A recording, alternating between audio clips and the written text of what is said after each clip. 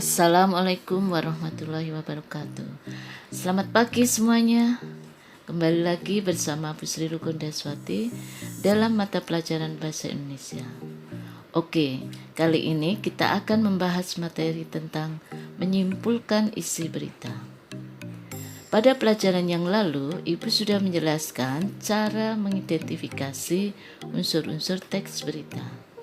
Hal ini berkaitan dengan materi yang akan kita pelajari sekarang, yaitu menyimpulkan isi berita.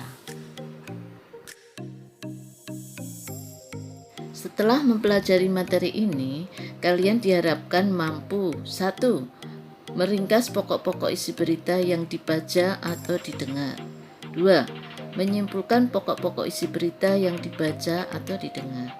3. Memberikan tanggapan berdasarkan berita yang dibaca atau didengar. Nah, sekarang kalian baca berita berikut ini dengan baik.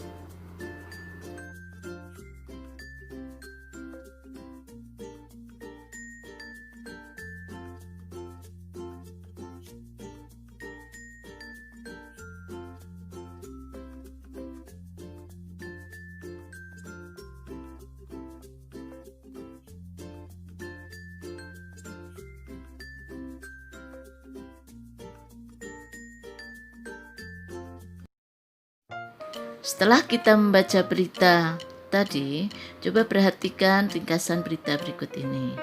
Pelabuhan Merak dipadati oleh truk-truk pengangkut barang non-sembako pada 10 hari menjelang Lebaran Sabtu 15 November.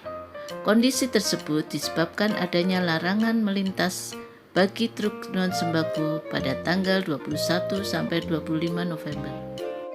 Untuk memudahkan kalian meringkas sebuah berita, langkah-langkah yang kalian lakukan: 1. Mendengarkan atau membaca berita secara keseluruhan. 2. Mencatat pokok-pokok berita 5W1H atau adik Simba. 3. Menyampaikan kembali secara lengkap dan ringkas. Kemudian, kita sampai pada penyimpulan isi berita.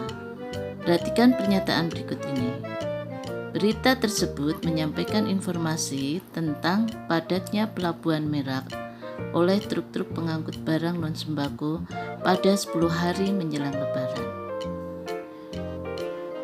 Itu tadi penyimpulan isi berita, yaitu dengan menyebutkan 5W1H atau adik Simbanya. Setelah kita mengetahui 5W1H tadi, jadilah sebuah kesimpulan beritanya. Selanjutnya kita masuk pada tahap ketiga, yaitu tanggapan isi berita. Perhatikan pernyataan berikut.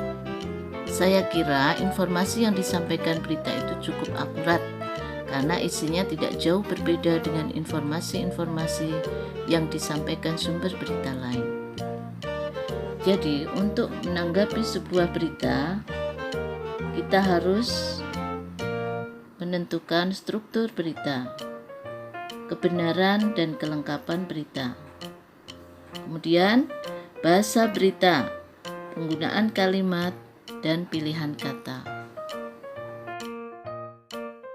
Kalimat tanggapan terbagi menjadi 2 jenis, yaitu 1. Kalimat tanggapan positif. 2. Kalimat tanggapan negatif.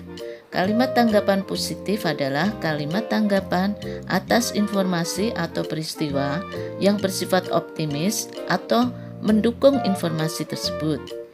2. Kalimat tanggapan negatif adalah kalimat tanggapan atas informasi atau peristiwa yang bersifat mengkritik karena tidak setuju. Cara penyampaian tanggapan hendaknya dilakukan dengan cara yang baik dan sopan. Dari tahapan-tahapan yang kita bahas tadi, kita jadi paham bahwa ringkasan adalah penyajian isi berita dalam bentuk yang pendek dan efektif. Namun, tetap memperhatikan unsur-unsur berita, yakni apa, di mana, kapan, siapa, mengapa, dan bagaimana. Kesimpulan adalah kata-kata akhir dari suatu uraian, Di dalam kesimpulan harus memuat unsur-unsur berita dengan rumusan lebih ringkas. Dengan demikian, kesimpulan tentang isi berita harus memanfaatkan ringkasan kita sebelumnya terhadap pokok-pokok informasi. Pokok-pokok informasi tersebut dengan berpatokan pada rumus adik Simba atau 5W. 1H. Tanggapan adalah sambutan terhadap suatu ucapan. Isinya bisa berupa komentar atau kritikan. Oke, kalian sudah paham penjelasan ringkasan, kesimpulan, tanggapan, isi teks berita. Dengan begitu, kita dapat menyimpulkan teks berita. Nah, bagaimana caranya? Yang pertama, menyimak dan membaca teks berita secara keseluruhan. Kedua, mencatat pokok-pokok berita. Ketiga, membuat kesimpulan dengan cara menyusun pokok-pokok berita. Demikian pelajaran hari ini. Terima kasih. Wassalamualaikum warahmatullahi wabarakatuh.